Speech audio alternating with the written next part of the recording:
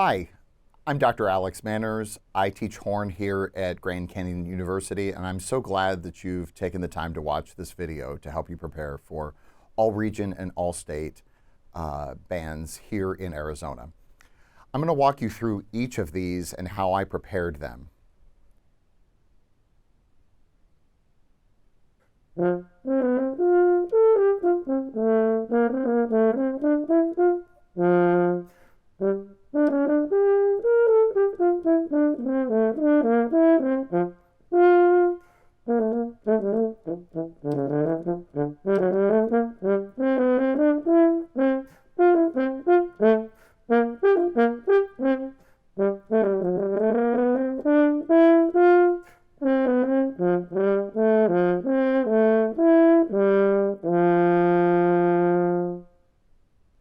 With number one is marked scherzando.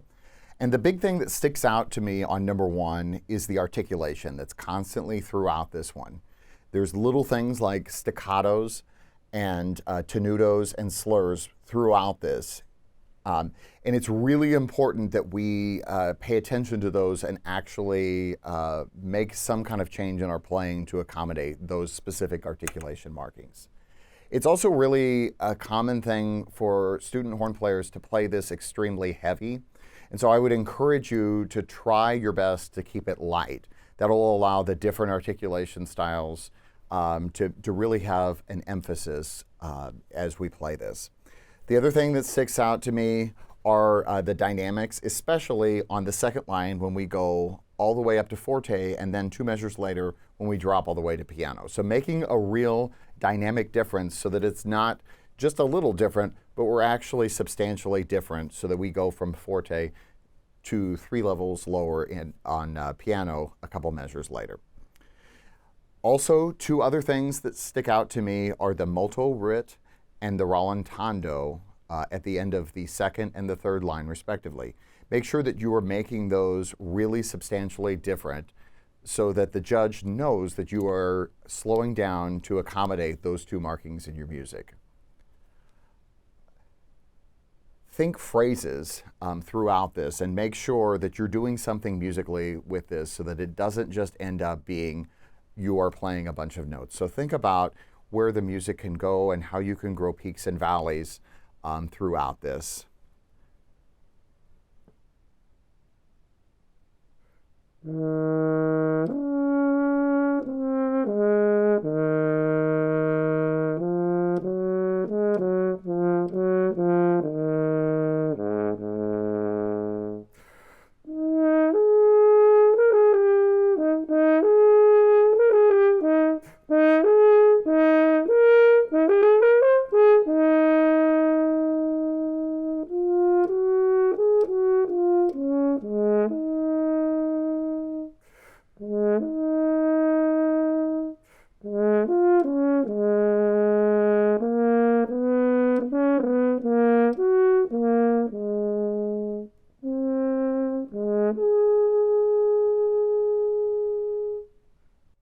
With number two is marked in cut time, and so it's really important to note that when they give the tempo marking at the beginning of this, it's half note equals 63.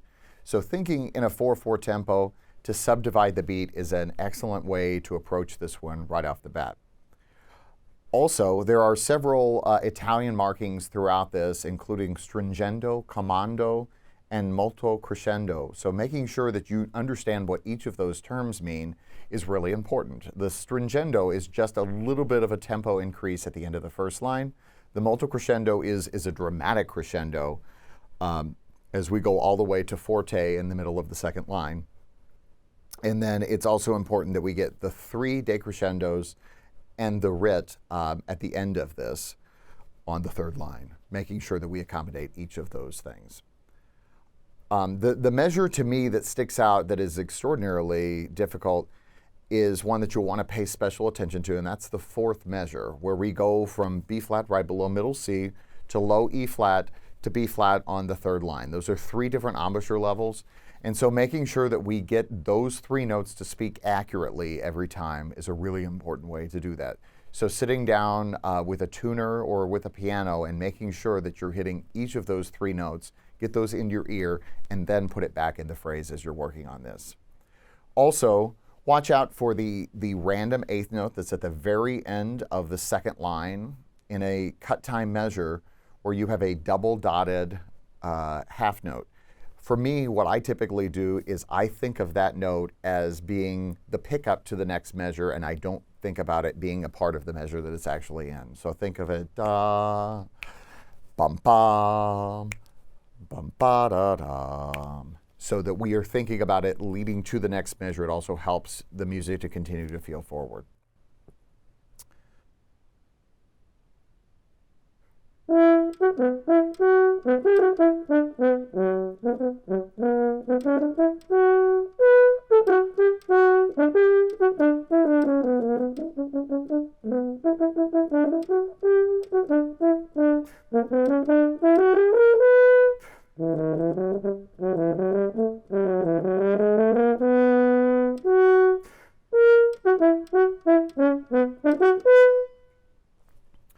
For number three is marked vivace, and you'll want to pay special attention to the rhythm in the first measure. The first half of the measure, the second half of the measure are just slightly different because he changes where the dotted eighth note is placed. So pay attention to that. Another thing that you'll want to pay attention to is right above the line in between the first and the second measures, it's marked eighth note equals eighth note, so that the eighth note is what remains constant throughout this, and that's the correlation to the 2/4. So make sure 1, 2, 3, 4, 5, 6, 1, and 2, and 1, 2, 3, 4, 5, 6, 1, and 2, and so the eighth note stays the same speed. Additionally, on the second line, it's marked leggero. So make sure leggero means lightly. Make sure that we are keeping this light when it goes to the piano dynamic marking. It really helps keep up the energy in the line if you can really back off the heaviness in your sound and go for a very light sound.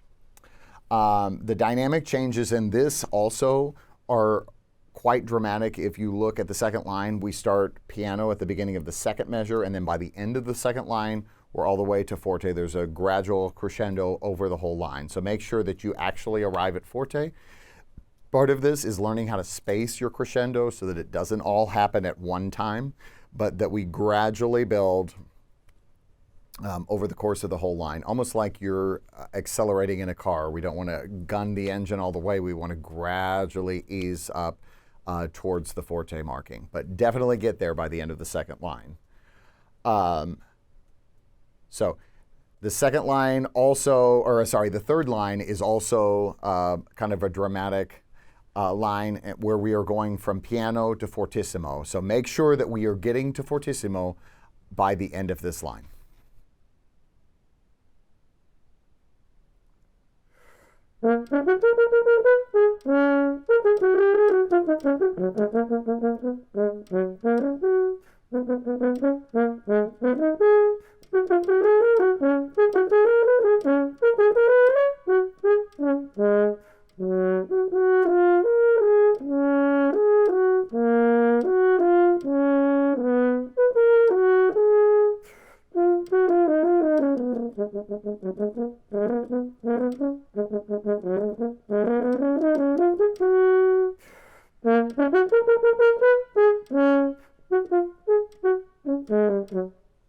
With number four is an energetic marking, and we definitely want to make this one feel like there's some excitement happening. So one way to do this is really to lean into the articulation markings that are found throughout this, the staccatos especially, make them really pronounced throughout this, and also there are accents at the end of the first measure. So we want to make sure that the articulation is the first thing that we consider when looking at this one.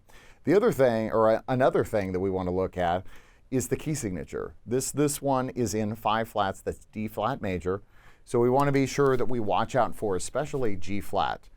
There are some kind of more far-reaching key signatures that we don't play a lot on this sheet, including number 3 that's in 3 sharps. So watch out for your key signature with number 4 especially, because there are a lot of notes that we typically wouldn't play flat that all of a sudden are flat because we have 5 flats in the key signature. This one also is alternating between this energetic style, and then by the time you get to the end of the second line, it's marked legato. So make sure that we have a nice contrast between the kind of energetic style that's very articulate at the beginning, and then when we go to legato, really striving for that smooth, connected sound as we're playing, and especially draw a lot of attention to the slurs that we have there. Watch the specific pattern of the slurs to pay attention to what notes should be slurred and what notes should be tongued, because it's not always the notes that you would naturally assume are connected. So pay special attention to the notes that are actually marked slurred in this. On the last line, making sure that we go from fortissimo on the next to last measure to piano on the last measure. Make sure that we're really doing a dramatic contrast between those. But the fortissimo needs to be under control. Shouldn't just be kind of a wild fortissimo, but also making sure that the piano is not a wimpy piano, that we want to make sure that we have air behind the sound, intense air behind the sound, almost like you're sharing a secret. And we want to make sure that it's a solid amount of air behind the sound. Watch the rhythm in the last measure as well, because with the syncopated 16th notes, it's really easy to misplace those. So one and one and da da da da da da da da, making sure that we're getting exactly that pattern.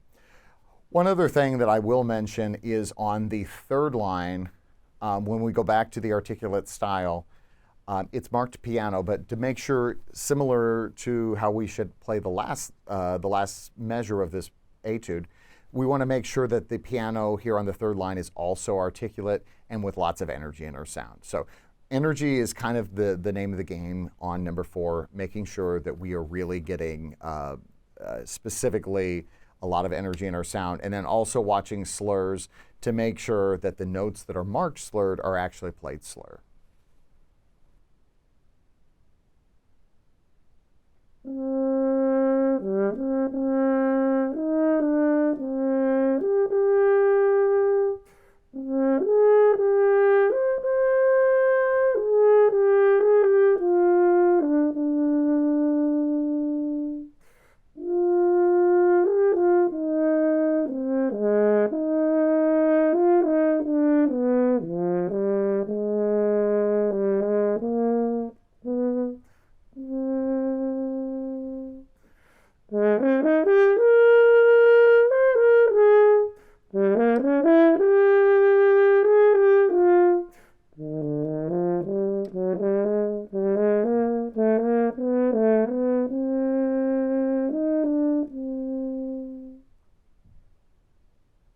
Number 5 is marked andante appassionato. We start piano, but this is really our chance to show off our musical ability. So really lean into the lyrical aspects of our playing with number 5. Number 5 can be emotional. We are allowed to do that because of the dynamic shifts throughout this. And so really lean into that and show how much of a lyrical player you really are. With number 5, I think the most challenging thing about number 5 is the 4/8 time signature. And so making sure that you know exactly where each of the 4 beats are within this time signature is a really key part of learning this etude. In the first measure, for example, we have an 8th note G on the first beat, and then there's a triplet on count 2, a 16th note triplet, but that is 1, and the third beat is a G, and then there are 2 16th notes that are almost like 8th notes in 4/4. So da da da da da da da da da. And sitting and going through this, even if you're not playing, to figure out where each of the 4 beats are is one of the more tricky parts of learning this etude. So I would encourage you to spend a lot of time on this. One thing that I will specifically bring to your attention is on the second line, the third measure, where it's marked pianissimo, there's a dotted quarter note. And that doesn't seem like it should be very long, but if you're counting in the 8th note tempo, that's 3 beats long. So make sure that you're not shortening that dotted quarter note then, that it does actually last 3/8 notes of tempo in this particular time signature. The forte on the middle of the second line should be a moment of arrival. It's something that we're really working towards, and it should be kind of the climactic moment of this etude. So everything that is leading up to that is really building towards that forte. And when you hit ya da da da da da da da, it's your only chance to play a forte here, and it should be a big moment. It doesn't have to be big and brassy or anything, but really have that be the goal of the entire etude. And as you're thinking about phrasing and breathing, make sure that you're going towards that forte, and it needs to be the central moment of the fifth etude.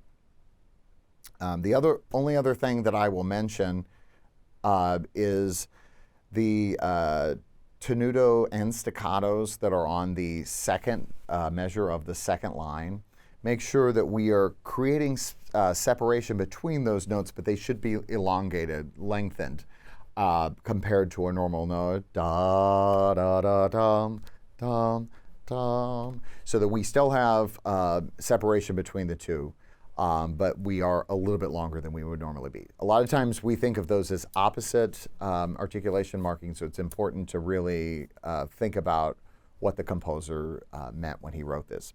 One other thing that I will mention is on the last line, there's a marking for morendo al fine, and morendo just means dying away. So it should feel like you're wrapping up things up, because after all, we're after the forte, so it's kind of after the climactic moment, and we want to make sure it kind of backs off at that point. Watch for the triplet in the next to the last measure. Sometimes we think of that and think it has to be faster, but that's essentially like an eighth note triplet in 4/4. So it would be ya da da da da da da da da triplet da da da. So make sure that you're not rushing the triplet. Thank you so much for watching today. I would encourage you to really, the night before your audition, to get a good night's sleep, get a good breakfast the morning of, and then be sure to take water with you. And just understand that anytime you audition for something like this, the judge is seeing about 5 minutes of all the work and preparation that you've put into this, but it's just 5 minutes. They're not judging your entire work. And so it's important to just do your very best, but just understand that we don't always play our best every time. So good luck as you go throughout this process. And if I can be of any assistance, you can reach out to me here at GCU by emailing me at alex.manners@my.gcu.edu. And again, thank you so much for watching today. Good luck, and have a great time preparing these etudes.